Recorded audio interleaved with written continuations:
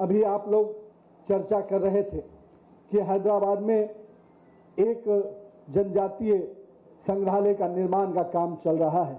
लेकिन मैं आप सबको बताते हुए खुशी है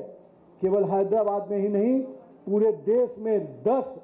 जनजातीय स्वतंत्रता सेनानियों के संग्रहालय का निर्माण का काम चल रहा है, जहां महान योद्धा रामजी गोडसे को समर्पित हैदराबाद का एबिडस में बन रहा है, वहीं पूरे देश के अलग अलग इलाकों में 10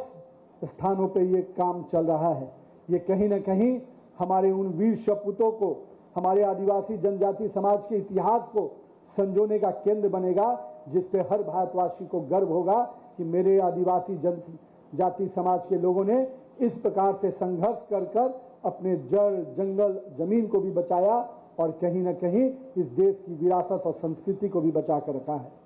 मित्रों, माननीय प्रधानमंत्री जी ने केवल इन्हीं विषयों पर ध्यान नहीं दिया, उनका ध्यान समाज के शिक्षा व्यवस्था को भी लेता। और आज अभी मुझे आप चित्र का एक पूरा दे रहे थे, उसमें आपने एकलव्य की चिंता, एकलव्य के दृश्य को दिखाया। एकलव्य किस प्रकार का धनुर्धर था हम सभी जानते हैं, और मैं मानता हूं एक लक्ष्य लेकर काम करने का जो नेतृत्व उनके अंदर था कि एक पाखी नजर से अपने आप को, आप कह सकते हैं कि पूरे मंजिल को देखते हुए काम करने का जो उनका स्वभाव था, वो कहीं न कहीं एकलव्य का वो सोच आज हमारी शिक्षा व्यवस्था का एक सोच बना है। और देश के प्रधानमंत्री जी ने पूरे देश में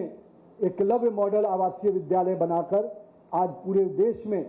कम से कम बच्चों की शिक्षा व्यवस्था, उनको आवासीय व्यवस्था में लाकर शिक्षा के साथ उनके निर्माण का काम, अपने आदिवासी भाई बहनों के छोटे भाई बेटे बेटियों को उनके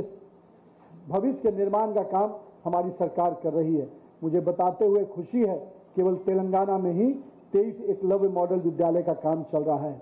और मित्रों, पूरे देश में ऐसे 728 विद्यालय चल रहे हैं, जिसमें करीब 7,000 करोड़ खर्च कर कर हम आदिवासी भाई बहनों के छोटे बेटा बेटियों को शिक्षित भी कर रहे हैं, उनको स्वावलंबी बनाने का काम कर रहे हैं।